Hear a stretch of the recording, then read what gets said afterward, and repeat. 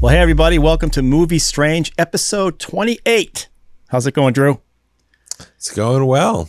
Episode 28. That is, wow. It's a lot. We have job. some extras because we have some special guests that we haven't put out yet. I think we got a total We have one of of those, yes. 31. We have one of those. We've done a couple of those, and we have a couple more in the can ready to be put together. But this was an interesting one. How was your week? Yeah, you had some issues with some dogs and my week was dogs and groundhogs. My week was interesting. It wasn't even bloodier than I expected. It was just a lot stinkier than I expected because sometimes domestic animals and wild animals mix it up, and the wild animals lose, and then you got to do something with them. So it sucks, but there were no bad dogs. It was just ugly. You took care of the bodies that your dogs killed. That's good. You're a good owner. I did. All right, one other quick question. I took care of the murder victims. You did. You took care of the victims. I got rid of the bodies. I want to ask this quick. I don't want to get into it. Have you seen The Suicide Squad? I have. I did. I watched it. Saturday afternoon. What's your quick take on it? I thought it was fun. I mean, it's a James Gunn movie. It's fun.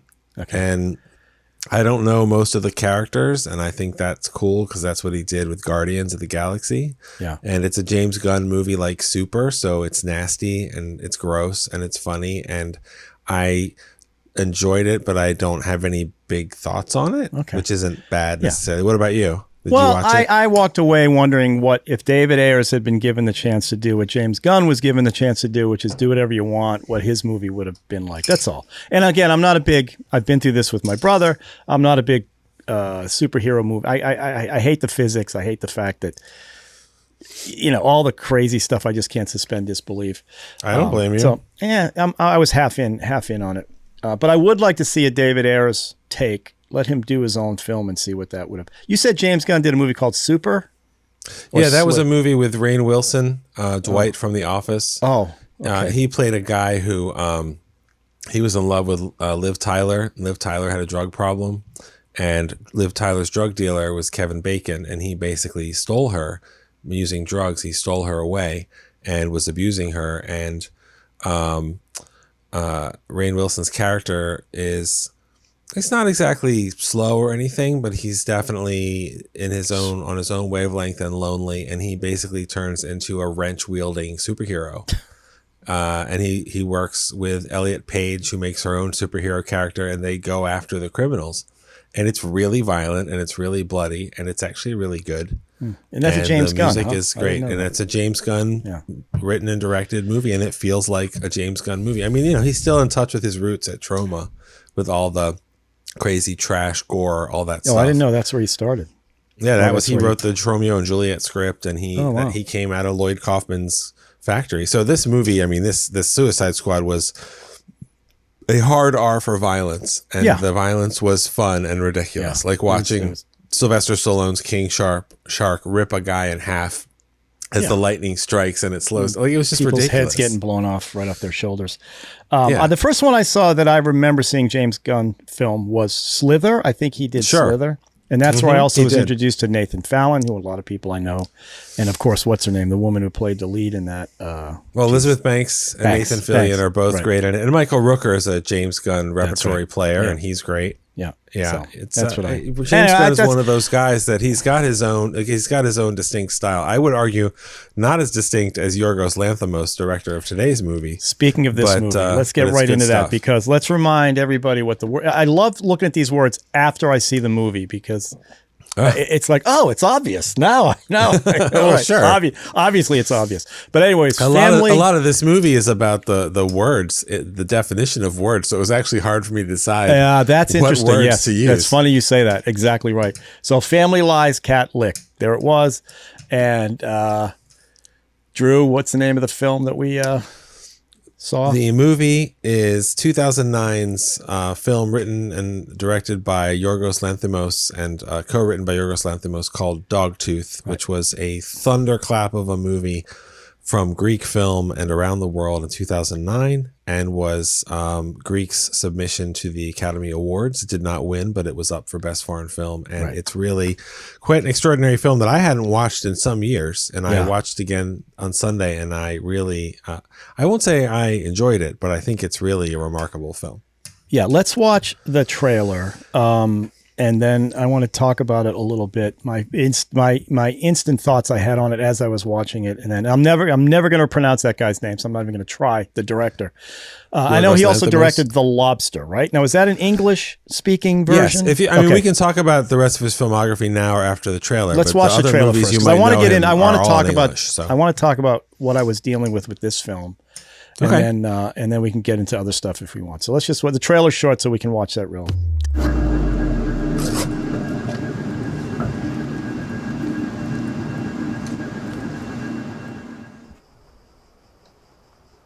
Ο αδερφός σας πέθανε. Ένα πλάσμα σαν αυτό που εισέβαλε σήμερα στον κήπο των Διαμέληση. Το ζώο που μας απειλεί λέγεται γάτα. Είναι το πιο επικίνδυνο ζώο που υπάρχει. Όσο βρίσκεστε μέσα, δεν κινδυνεύετε.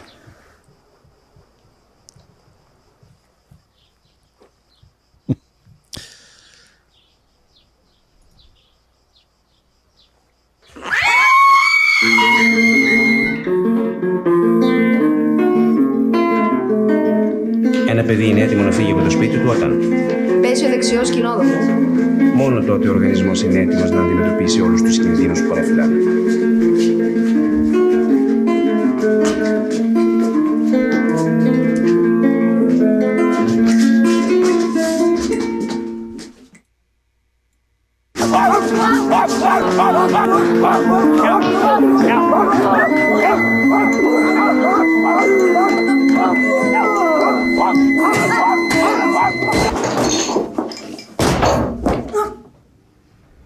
Εύχομαι όταν κάνεις παιδιά να πάρουν τα λάθος ερεθίσματα και να δημιουργήσουν το λάθος χαρακτήρα. Πραγματικά σου το εύχομαι. God. That's true. That's quite a trailer, actually. Yeah. Give a little synopsis, and then I'm going to tell you what I was going through. Okay, so this movie is about a family. None of the characters in the family are named. They're actually credited as father, mother, older daughter, son, and younger daughter. And the family is controlled by father. He's the only one we ever see leave the compound. And he and his wife, who I read it as she is complicit in it, as opposed to she's also a hostage. Right. He has restricted his kids for their whole lives to life in this. It's in a lot of the descriptions of the movie. It's called a compound. It's a nice house with a wall around it. It's not quite as actually fortressy as that might sound. And he controls their lives through a fear as to what's outside. The cat in the trailer, that thing is a monster that's outside, so they can't leave. But he controls everything about their lives and what they think and what they do, including, as I said earlier, what the meaning of words is and stuff. And it's a movie you can read on a lot of different levels, which we'll talk about. But it's also, I mean, as I said, it's a huge breakthrough for Greek film and for this director. And this director has a very distinct style of storytelling, and the movie is very, very well done and very unsettling and very smart. And I didn't get that as I'm watching it. Okay. Which is what I was. Yeah. Now, as always, after I watch these films, I do a little research on the films. I look at other reviews. I don't want to see that beforehand. I want to see after. Oh, sure. That's smart. I have this trouble. You shouldn't even watch this. You shouldn't even watch this episode before you see it out there. You should go see it first, because we are going to spoil it a little bit, because there are some things that come up that I think are surprises in the film. But anyway, yes, there'll be spoiler alert. Yes, spoiler alert. I was completely frustrated watching it, just trying to figure out where the hell this thing is going, waiting for, because I saw the poster with the blood on the mouth, and I was waiting for some kind of, there's shocking violence in here that relates to punishment to the children, the way that the siblings treat each other. There's that scene in the trailer where she takes a knife and cuts her brother's arm. Mm-hmm. But I missed a couple of things. It's not because I was sleeping. I'm just going to say this right from the get-go. I did wonder when you said I'm driving home from another state and then I'm watching it tonight. I was like, no, you know what I did? It's going to audition again. I'm going to admit this. My daughter was driving and I watched it on my my computer. Okay. I was able to stream. So you're awake. Congratulations. I was wide awake because I'm watching this and watching my daughter drive. So wide awake. My senses were firing. Okay. Well, how much control do you exert over your daughter? Did you trust her to be able to drive safely, or did you have to teach her? I do, but no. It's the way she brakes is a little bit less. I mean, she reacts to braking a little later than I would. Is my point. If you see the red light, if you see brake lights, you start braking then, not as you get closer and just stop. So I have to. Maybe she needs to drive on a road that's made of 100% excursion, and then it won't be damaged when the car crashes into it. Okay, this is the thing about this film. So it starts with a recording of this is the definition of C, right? The word C, S-E-A, and that's something you put your foot on. It's a chair. Yeah, it's a large chair. And then at some point in the film, one of the daughters says to her mother, "Could you pass me the phone, please?" And the mother passes her the salt. Okay, so I knew that's going on. And I know that it's a father trying to control everything that's going on in that home. And like you said, I wasn't quite sure where the wife was in this thing, but I think she was all part of this. But they give, my favorite thing is there's no backstory. We just drop in on this family. Yep. I have no idea why this guy is doing what he's doing. And there's a scene where he brings a woman home, a security guard at a warehouse, I guess he manages or owns or something. Mm-hmm. And he brings her home to have carnal knowledge with his son, because the son, obviously he's 16, 17, 18 and having urges, and he's teaching them. And it's a very, how do I put it? Very unerotic sex scene. It's just very mechanical. It's very mechanical. First of all, the movie is quite explicit, both in sexuality and violence. The movie begins with not just it's clear that these children are being taught the meaning of words that aren't the meanings of the words as they know them, because all the words are things that have to do with something that's outside of the house. They're never going to see the sea. They're never going to see a movie about a zombie. Right.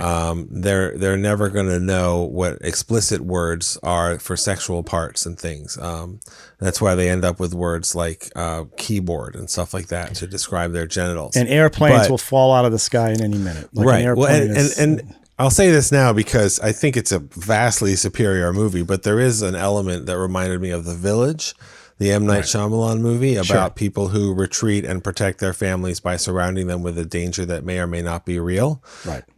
With the idea that they are protecting their families from the greater world out there. That's clearly what's going on here. I mean, right. But even though that is the motivation for what I think is the motivation of the father, ultimately is to protect his family. I don't know that he ultimately thought it was going to be as sadistic as he was and all these other things, but it's about, I'm going to keep my family safe. Yet he'll breach that barrier because, well, my son, he wants to have sex because, he's a growing boy. So he'll hire a security guard from the company where he works to come home and service his son. It doesn't matter that his daughters might have similar feelings as they grow up, and the son is actually the middle child. He's not even the oldest child, but son will get some sex and then he'll pay her and she'll go home. And that's the way the movie starts. It immediately shows you the taste of the world that these kids are in. It shows you the priority of the son over the other kids by the father. And also right at the beginning is the three kids are playing a game. You don't even realize that they're in the same room at first. So you realize they're basically all talking about how we're going to play a game and who's going to win and how you're going to win. And the game is who can hold their finger under the boiling water longest, and the one who can do it. Well, these are people who don't have access to normal things that people entertain or relax with, like books and movies and conversation with other people and stuff like that. So it's all this kind of protecting them by teaching them this weird toughness and distorting their whole world. And it's very tragic right out of the gate, but you don't know how awful it is until you go through the movie. Yeah. And one of the daughters, I think the younger of the two, very smart, understands anatomy and stuff, probably read a lot of books and was actually, I don't know if they were playing around, but trying to figure out appendicitis, and they would patch each other up when those cuts happened. So, Right. and you know, there was that whole, okay, so let me get back to where my head was at. So there was a couple things I missed. Okay. It took me a while. Okay. So they thought they had a brother that lived outside the compound. That's who they were talking to through the compound. They thought they had another you brother. don't even realize that at first, that's what's happening. Until the cat comes through and that father does that thing he does in the trailer where he gets himself all in red and says, oh, by the way, that cat, which is a vicious animal, killed your brother. Right. And that's why you can never leave this compound, because those vicious cats are man-eaters. They're going to eat your flesh. Tear you apart, yeah. Tear you Meanwhile, apart. we don't even know, was there a brother? Was there another sibling who I'm going to actually say no, did leave? because there's that whole thing where the mother talks about she's going to have twins or she's going to give birth to a dog, right? Oh, no. So it was, I'm going to have a boy and a girl and a dog, but if you're good, it'll only be the dog. Right. Because the whole thing is about sharing the rooms. I read that. Yeah. It's about, you'll be even less special. Right. If I have more kids, and I only have more kids if you're bad. Right. Like the level of control and the wicked nature of it it just amps up throughout the movie. It's what's been happening their whole lives, but you see it unfurl in front of you as the layers are pulled back. It's really shocking. Right. Well, you said though they don't have a lot of entertainment. If one of the people wins, like the contest about the boiling water, or if the father has a contest, whoever wins gets to pick what the entertainment's going to be that night. Well, and first they have to win stickers. They win stickers that go and that light up on their bed. Right. But I mean, the boy always has more stickers. Right. Because the boy is always the priority. The boy's the one that gets his sexual needs sort of met. The boy's the one who is esteemed. They even throw his elder sister. Okay, so the father. There's also these every once in a while these scenes where the father's watching porno, and and I mean while he's laying down with his wife, he's watching. So there are these videos that are coming in. And I think the daughters have seen those videos or seen the covers, because she asks, what's the word? Mm-hmm. What's pussy mean? I forget what she said. It's light. Well, it's actually... Now, that definition they gave about the pussy was very interesting. It's about all light until it's shut down and there's no light anymore. And well, it's also interesting that when I first saw that movie, I've only seen it with subtitles because I don't speak Greek. But when she asks that, she doesn't say pussy. She actually says, what does the word cunt mean? And then I watched it again. It's streaming on AMC Plus and Shudder and whatever. And and it was pussy. And I was like, I remember it feeling harsher than that. Well, then I looked it up, and the original release translation, that actually was the word cunt, which is what's in the IMDb quotes. And I was like, okay, well, I wasn't remembering it wrong. And it's not less weird, but the casual way the girl says a word that's quite to most ears a shocking word. Yeah. I don't know why they would lessen that a little bit in the translation, but the mother's like, that word is a lamp that when you turn it off, the room goes dark, like kind of thing. Well, all what she says, and I just thought, I mean, I'm thinking subtext, right? Because I'm trying to get some meaning in this film. Trust me, I'll talk about what I figured out later based on other people helping me. Right. It's all about light until the light goes off, and then there's no light and there's only darkness. Meaning I took it like, okay, if it's very important to have love with somebody. If you don't love, okay. But like you said, the casual nature, the parents didn't react to her saying that word. They were just like, okay, we'll move on to the next, tell them it's something and move on. Now, the thing that was disturbing is the bolts of violence that come out of nowhere. And for us, they come out of nowhere. For their father, I guess, I don't know what that scene where there's a scene where we talked about the security guard that comes in to service the son. Right. Well, she was also convincing the girls to service her, one of the girls in particular, to service her. And the way they would do it is they would trade gifts for licks. Now, sometimes these licks are on their shoulders or their back, and sometimes they're... Well, hold on a second. With Christina, again, one of the few, if not the only... Is she the security guard? Christina is the security guard. Christina is saying to the girls, lick me between my legs, I'll give you a gift. And the gift is a headband, or maybe it's a video, or maybe it's hair cream. Right. The two girls, the two sisters, they take that, because that's the thing. In a normal world, you know, you have your family, you have your roles, you have stuff, but there's an outside influence. And Christina is one of the few outside influences. So she's actually a direct pipeline of normal type of things, but she's also a person that, as many people would do when given the opportunity to exert some control to get something for herself, she does that. Yeah. And the way that she does that is to extort them sexually. Right. So they say, well, you know, this is something that people can do. So there's one sister will say to the other sister, well, here's something I want. I'll lick you. And the sister's like, okay, but they'll lick them anywhere. Yeah. They'll lick the elbow. They'll lick their ear. They'll lick their stomach. They don't get the sexuality of any of it because they haven't been allowed to learn any of it. What do they call the vagina? A keyboard? Right. So if you lick Christina's keyboard, maybe she'll give you a headband that has little glittering jewels on it. All right. So they have no sense of what's happening to them. But at one point, Christina gives her 2 videos. Right. And I assume that those 2 videos were pornos. And I don't think they were pornos. No, I think one was Rocky, and the other one was Flashdance. The Flashdance, right? And you don't know that. I mean, you never see that title, but she does a scene where she boxes herself, and then that dance scene, which is an amazing scene in the film, where the kid's playing the guitar. She's doing Flashdance. I'm going, and I saw scenes where she was dancing. There are other scenes where she's dancing where she's like slapping her ass while she's dancing. I'm going, that's a weird move she's making. Yep. And that was the scene, and that's the reason the father goes back to Christine's, and you see it in the trailer, and he beats her with a VCR over the head and says, I hope your children get bad influence and grow up to be, you know, it's all about bringing bad influence into the family. And it changed. It changed that older daughter. Yeah. Well, any influence that is not directly controlled by the father is bad influence. There's nothing. I grew up in a much more normal home in terms of that. I knew that things existed in the outside world, all that kind of stuff. And there's nothing innately negative about a movie or about a movie like Rocky or something. The fact that it was external was what the danger was, because it opened up the world that these girls weren't allowed to experience.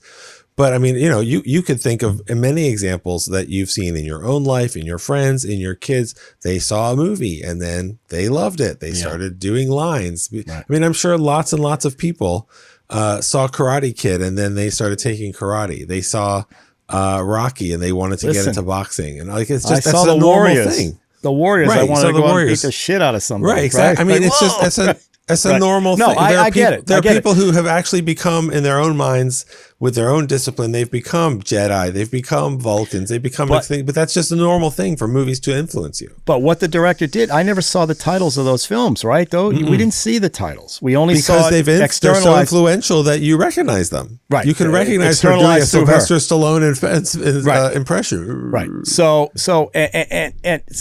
I'm watching this, and it culminates with, and the title Dogtooth is what the parents told them is, if your dog teeth fall out, then you can move out. That's when your body's ready to go. And this is what they're telling these kids their whole lives, which meant they were never going to leave.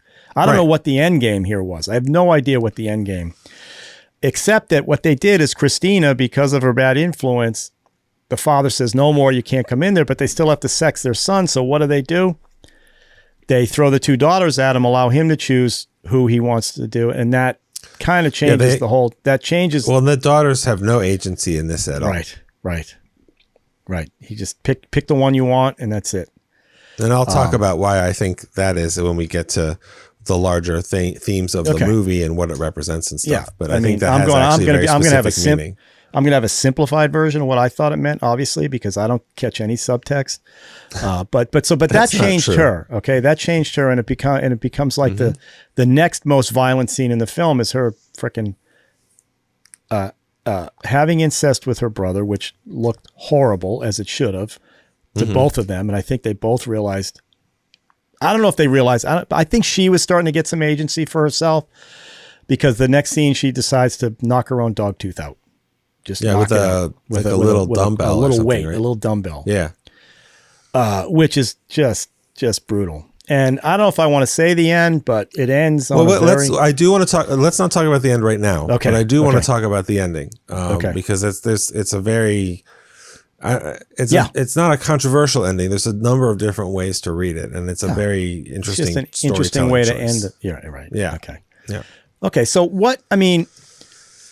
I'm going to give you my simplified so you can get into your thing, because, as I read about this, I realized this is a allegory, whatever you want to call it, metaphor, Can be. dissertation. It's a combination of things. It's kind of a look at homeschooling. It's a look at fascism, like the state saying, I will take care of you. If you let me take care of you, everything, you have no worries. It's just like any dictatorship. If you listen to what I say, if you do what I say, you're going to be protected. If you go outside of my thing, I can't guarantee what's going to happen. And it imprisons a lot of people, both in countries and in this case, this one family. At that context, it gave the film a different meaning. It gave me the meaning it's supposed to have given me. Like, it isn't just a film about some guy torturing his kids. Right. And why he's torturing the kids, which is how I was watching. I'm like, okay, what's going on? I'm trying to figure out what's going on. And it's not till after I saw it and started realizing, oh my God, she was doing Flashdance. She was doing Rocky. I missed that because I didn't know the titles of the films that she got. And I'm watching her grow up and realize what's going on. And it really, it changed the way I looked at the first 35, 45 minutes of this. Like, oh my God, just get to it.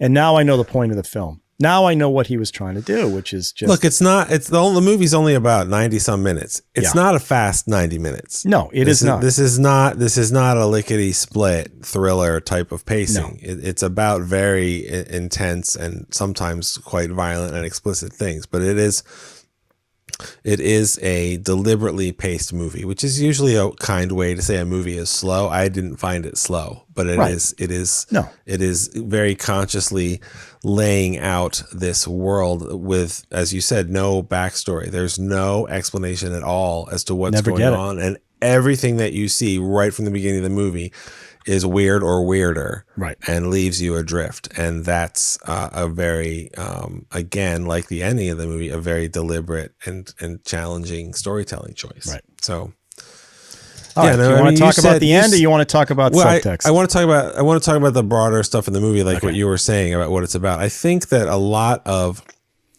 all right, so in Greece, this is not the way it's done in America, but in a number of countries, including Greece, if you want to make a movie, you can get a significant amount of money from the government and they'll fund the movie.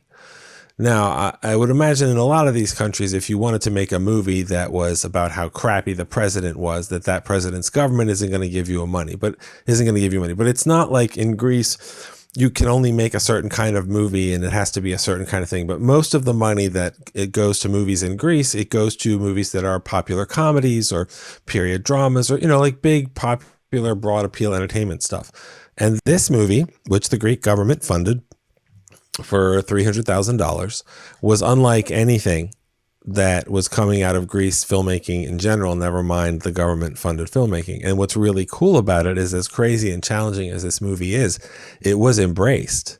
This was a big coming out of a country's filmmaking, the same way that, it's been going on for a long time, but Parasite came out and it was like, oh my God, they make really amazing world-class Oscar-winning extraordinary movies in South Korea. Well, if you pay attention to, international film at all, well, of course they do.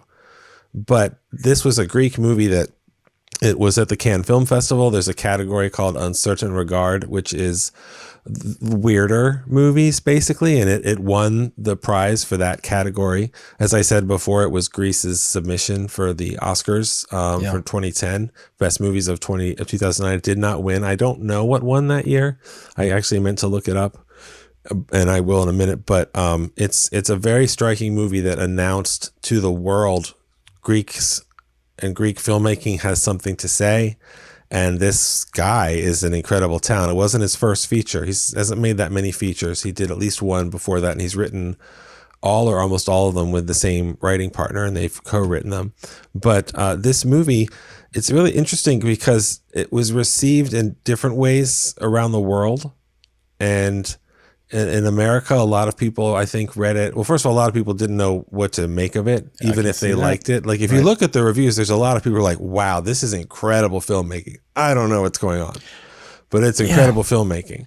And that's okay. I mean, you can say it's a satire, it's an allegory, all these different things, which is all one level or another true. But what's really interesting is that unlike a David Lynch movie, because we did an episode with our friend Sean guested about Lost Highway, that movie, the whole thing is like, well, what do you think it's about? Which is fine.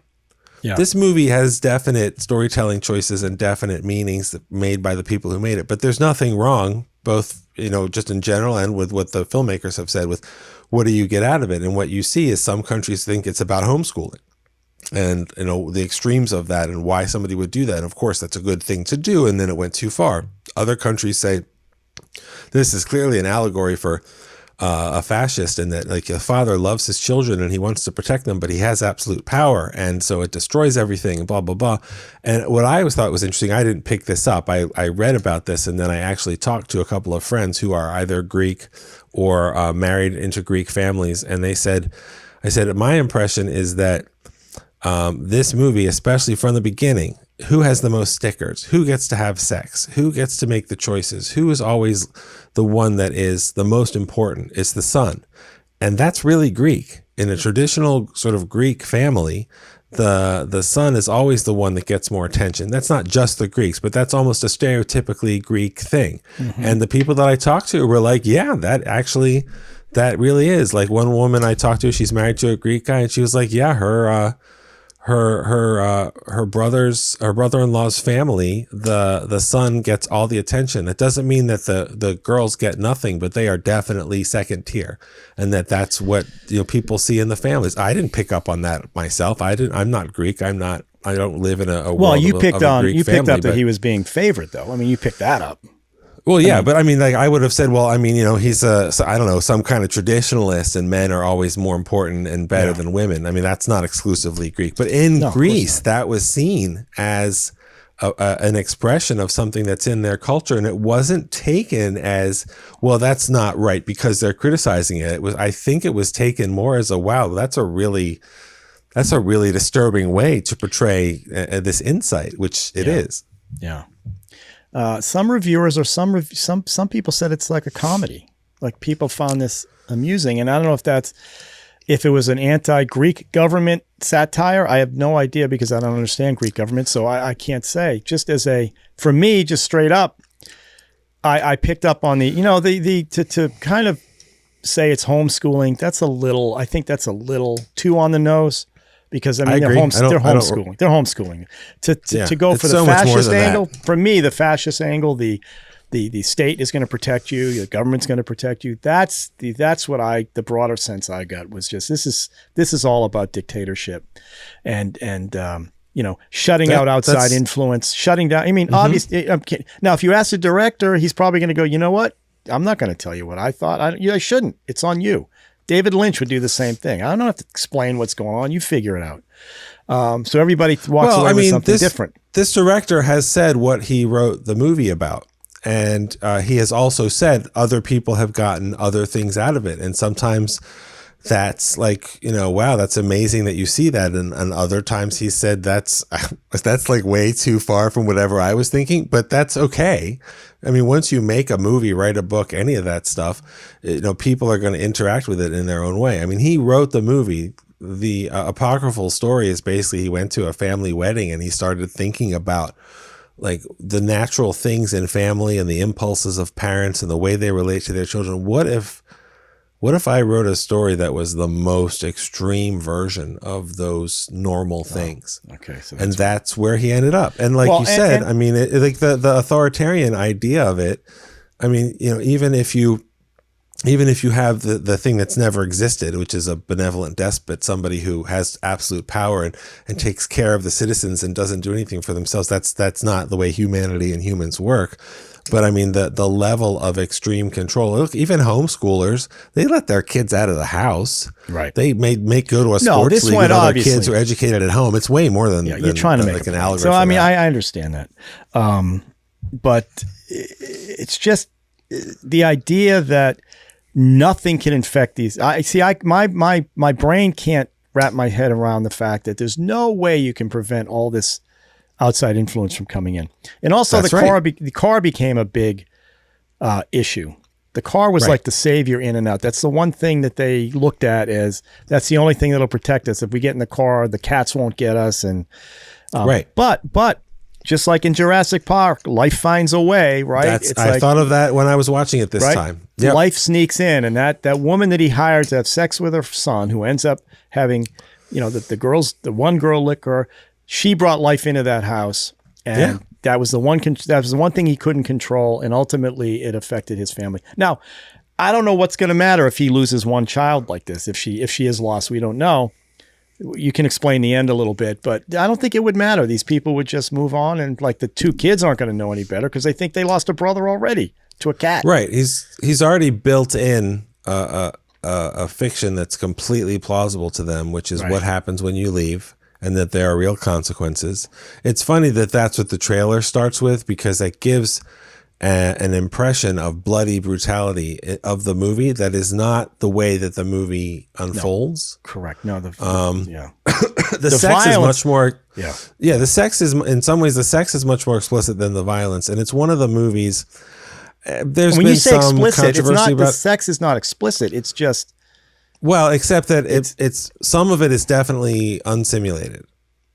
okay. There are some movies where people it's not a porn, but people are having actual sexual intercourse. The actors are having actual sexual intercourse and actual sexual contact while they're making the movie. And this is one of the movies where some of the scenes, people are, critics and film watchers are quite certain that they were not acting when they did that, which makes the incest even more disturbing because, of course, the actors aren't related, but the characters are brothers and sisters. And again, the disconnection that these poor kids have from reality. I mean, that's a real hallmark of Yorgos Lanthimos's movie making, is this sort of lack of affect in the performances.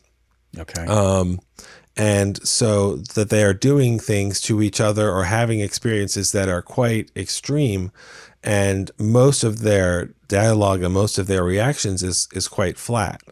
Right. That doesn't mean that they don't react ways that you can relate to. When they see their brother butcher a cat, even though they think he's killing a dangerous animal, the girls shriek, which is in the trailer, and it's quite well. At the same time, one other girl is trimming something. It looked like a carrot, but I think it was a doll or something. And she's cutting off the limbs of a Barbie doll and screaming as the doll is screaming. Yeah, like she's right. Yeah. So and I'll talk about the one disturbing of one of the violent scenes where he so he figures out that the daughter is watching videotapes from the outside. Right. And he actually has her come in and tape one cassette to the top of his hand with duct tape. Tapes He says, VHS get the duct tape to his hand. Mm-hmm. And he just smacks her in the head with it. Mm-hmm. And it looks like he's really smacking her in the head with it. That's pretty awful. I don't think they were simulating that either. I think that was pretty real. awful. And that, well, then the more extreme version of that is when he beats Christina with the actual VCR. Right. And then he says, and they show it in the trailer, I wish that your kids have terrible lives and bad influences. I really wish that with all my heart. Well, that's right there. That's what his whole motivation he said is. I'm going to protect my family from this stuff. Right. As he's walking down the hall, he says, because you brought bad influence into my house. You brought something into my house. All right.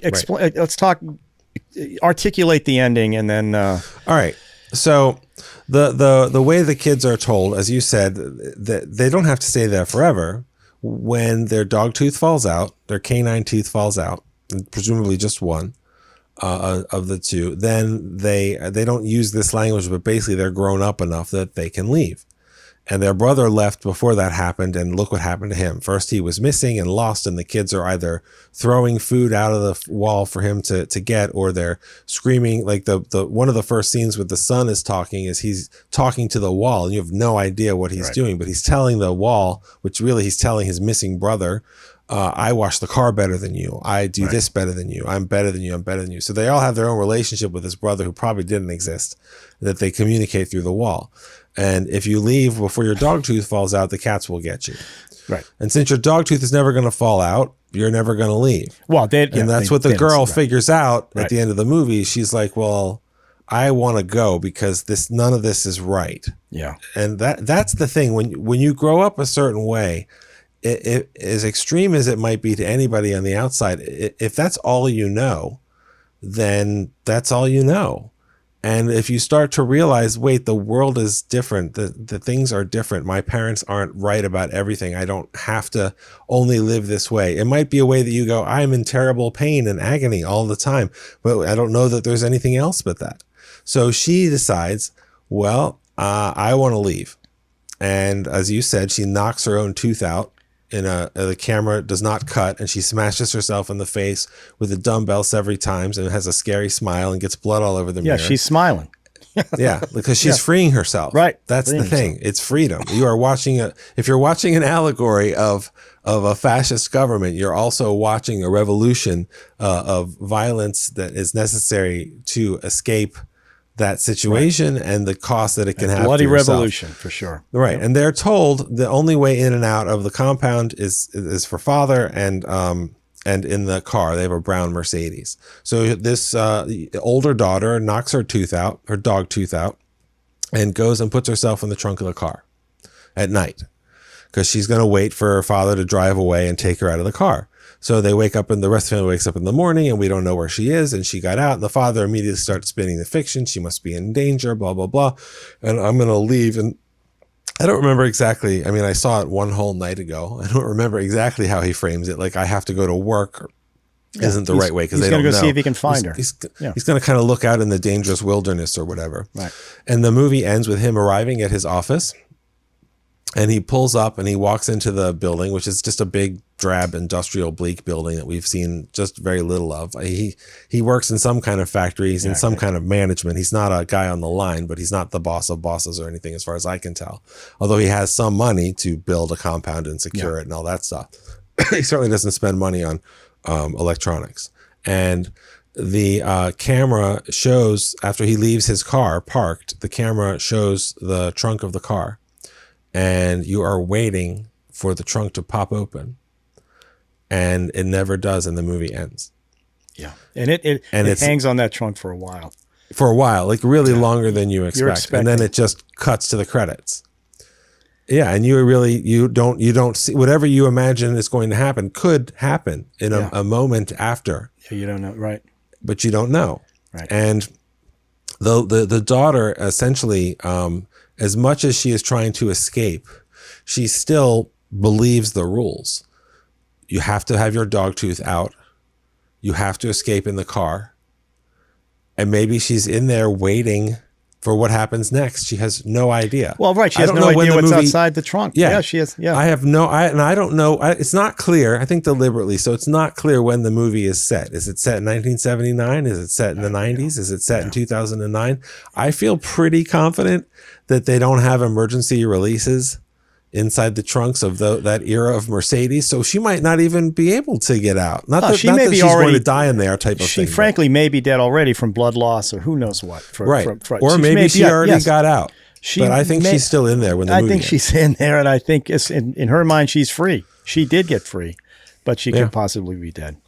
Yeah. So it's powerful, and I was not into it until I realized what I was into. And then it's like, it's a thought-provoking film. Now, I want to talk about my favorite scene in the film. Well, two of them. Okay. One is when they do the dance where the kid's playing the guitar and she does her whole flash dance. The flash dance. It's spectacular. And when he says, would you like to... The two sisters dancing are amazing. Well, two, and then one sister sits down. And then the one gives up. Yeah. And the eldest is doing flash dance, and you don't realize it's flash dance until you realize it's flash dance. And the father realized it too. I suspect we pick a clip to put at the beginning of each episode of MovieStrange, and I suspect that's a strong candidate. That would be a good that. Just a little bit of that dancing scene. You're like, what am I watching? And it's funny that some of the movie has things that make you laugh. It's not a comedy, but that scene is very funny. So at that same party, and maybe before this dance, he goes, would you like to hear your grandfather sing? And they go, yes, I want to hear my grandfather sing. And he goes over to the old Victrola record player, whatever it is, pulls out an album, and it's Frank Sinatra singing Fly Me to the Moon. Okay. Yep. But he's translating it all about them, all about the family, and we're all here to I'm here to protect you, and I'm protecting you from it. Fly me to and now I'm going to stay here, and I'm going to protect all of you for your whole life. It's their grandfather. I mean, every opportunity the father has to reinforce his control and reinforce his his strict definition of what the world is and the reality and their choices or lack of choices, he takes it. And like that alone, like that's absurd. Yeah. But he is doing it very seriously. Well, I mean, this is the same guy yeah. that has a mouthed, no sound lip reading conversation with his wife about the real things that they have to deal with.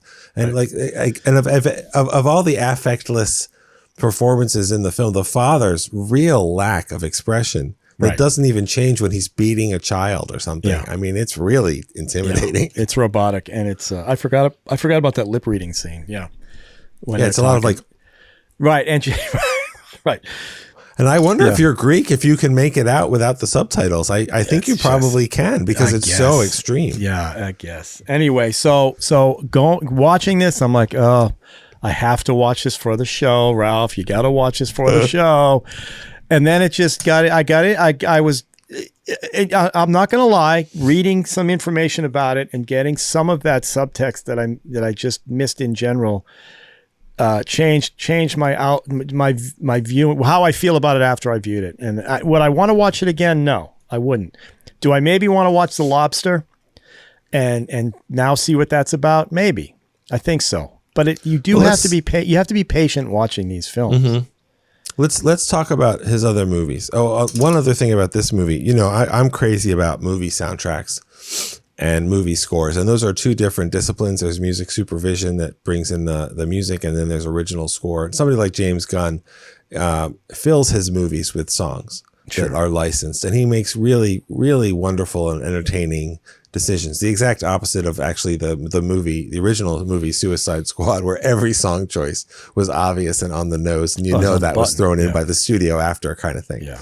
But this movie, part of the tone and the unique look and feel of the movie is, I think, established by the fact that there is no score. You are watching without context the lives of these people, and everything is with the same, it's got to be with the same lens. And it's the same shot, the same look. Same focal length, same lens, same focal length. So the movie has a sameness to it, which in some ways makes it feel like an older style movie. That's why I said, is the movie set in 1979? Was it released in 1979? Like, you'd believe any of that is possible. I did read that they were a little worried that it would come off as too claustrophobic the way he was going to shoot it. So that's why they put it in the house they put it in, to open it up with the pool and the big garden that they had. It is a big physical space that they're in. Their world feels large to them. But that's the only place. Yeah. Although every once in a while the father goes to his factory. Right. And the one scene where he beats Christine with the VCR is in her little apartment, which he says, "My wife and I think this is exactly how we thought you would decorate your house. Does anybody live here? No." Boom. Bam. Jesus Christ. Yeah. So anyway, go ahead. I'm sorry. Well, no, don't. It's like I said, this is what a Yorgos Lanthimos movie looks and feels like. And that is not a criticism. There are plenty of people who are very distinct. When you see, 10 frames from a Wes Anderson movie, it's a Wes Anderson movie, even if you don't know if it's Grand Budapest Hotel or whatever. Sure. The new one that he has coming out, I think it's called The French Dispatch. I saw the trailer for it. It is the most Wes Anderson looking Wes Anderson movie I've ever seen. Not a big trailer for. So it doesn't matter if you like it or not. You go, that's a Wes Anderson right. Sure, movie. Of course. And I think Yorgos Lanthimos, he's made a couple of other movies in English with English actors.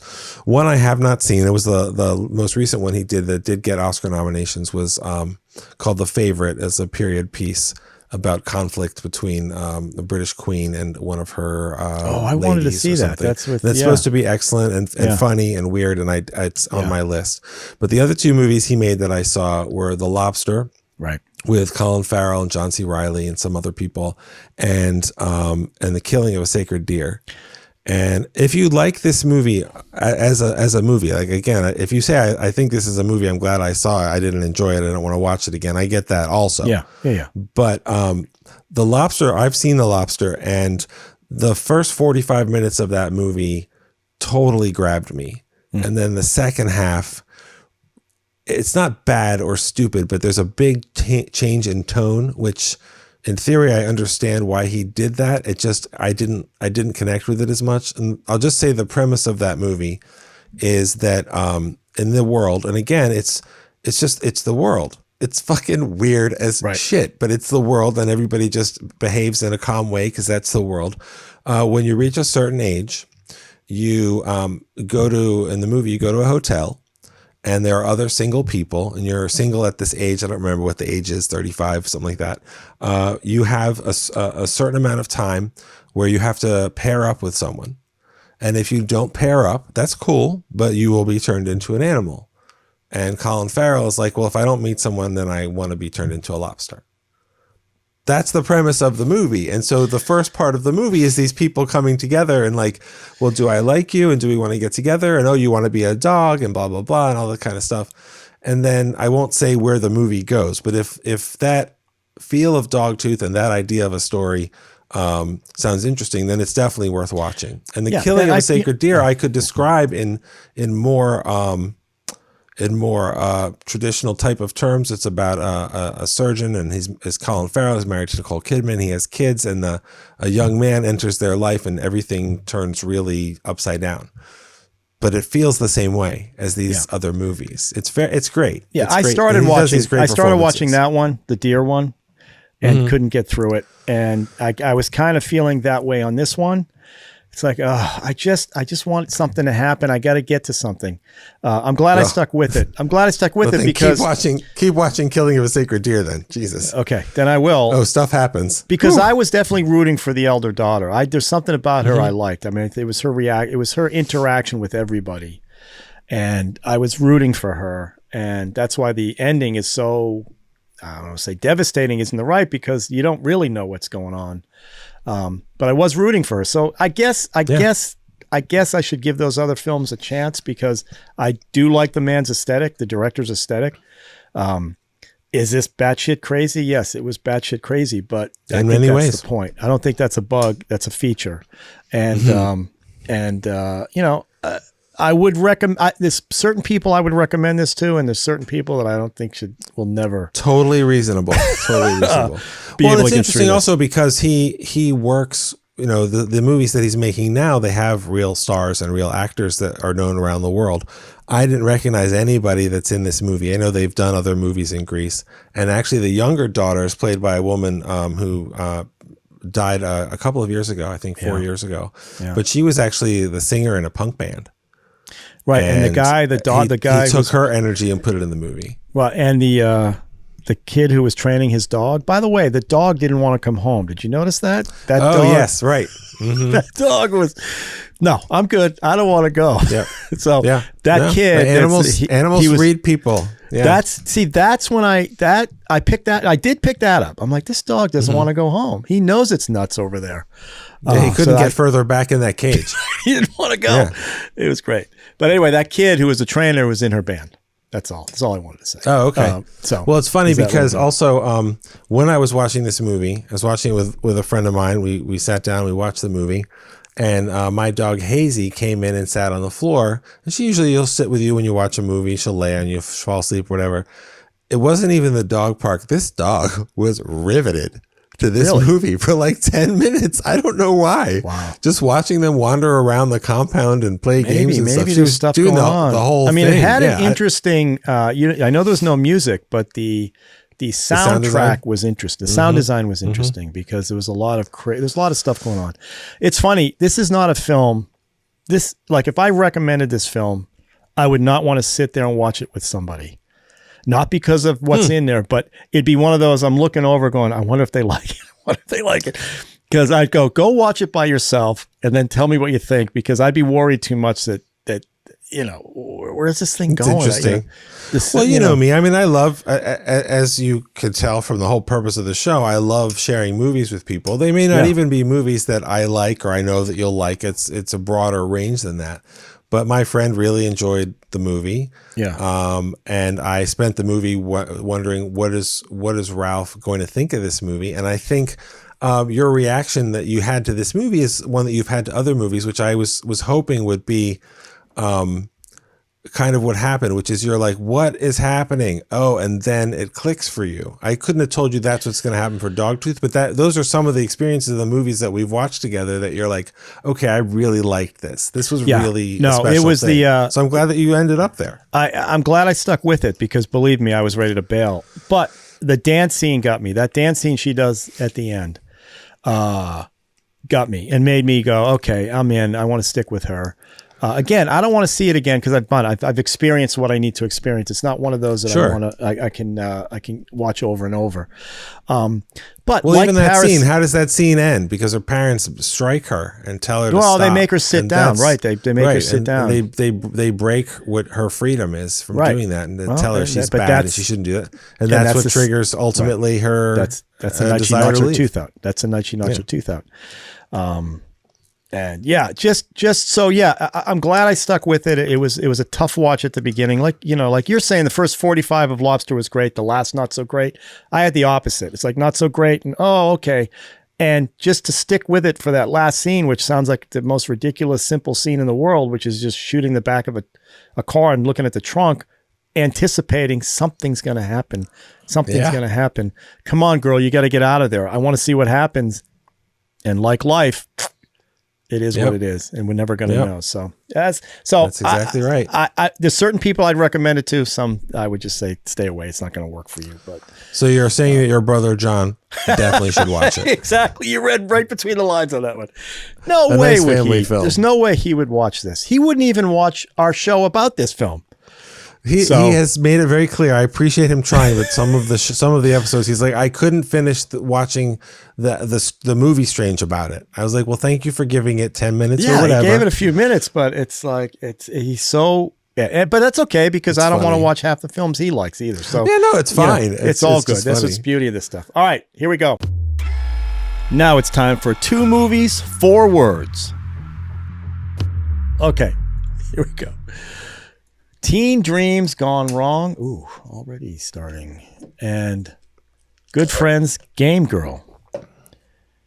Good Friends, Game Girl, Teen Dreams Gone Wrong. Let's go Teen Dreams Gone Wrong. Teen Dreams Gone Wrong. Well, Ralph, What do I got there? if ever there was a movie your brother wouldn't watch, Oh, no. you are in for it. This is a little movie. You ever see River's Edge Yes. from the 80s? A long with time ago, but yeah. These young people, there's a dead body. One of their friends, I think they killed her. And what do we Right. do? And they just kind of leave the body there. And Sure. well, you could do that, or you could do stuff to the body, in which case you would be watching Dead Girl. Dead Girl. You never, what's that? Which is you never forget your first time. time, which is about a couple of young men who find a girl, a dead girl, and maybe she's not dead, and what do teenage boys want to do to girls? And it's really, Sounds really awful. something.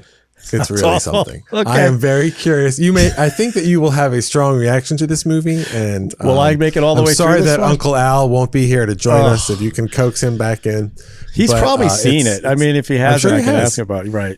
It's quite a unique movie, and It's what whatever I asked happens, for. like it or hate it, you will say this is what I will have seen it. doing this show for. Yeah, this is a movie stream. I've also been accused, sometimes more for real accusation and other times gently, of not bringing as many cult movies as much as bringing movies in search of a cult, which I will gladly take that description.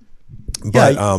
I don't know what this movie is that you're going to watch, but people are definitely aware of it and have strong feelings about it. So Have you not seen this one? oh no, I've seen it. Oh. It's not like some secret thing. Like it's a movie that's out there that's seen, but it's an extreme kind of movie that a lot of people, I haven't really said what the premise is Okay, of the don't movie. tell I'm going to me. let you Right. watch it. Yeah. But if I told you the premise, you would know, okay, a lot of people are going to say, I don't want to see that. And maybe I don't want to. Well, but I mean, you think did it's say worth 2 watching. teenagers find a dead body and they do what teenagers like to do. So I've already That's got a bit of a barely- premise here. that's- okay. that's Just barely scratching the scratching the surface. surface, Okay. yeah. Well, there you go. Well, we'll give it a shot. Dead Girl it is. A lot of So- scratching. Okay. Oh boy. All right. Well, let's see what happens. What could go wrong? And then, Nothing. right. Boys we'll will do be another boys. movie. That's it. All right. Good one. I enjoyed this. Not at first, but then I enjoyed it after the fact.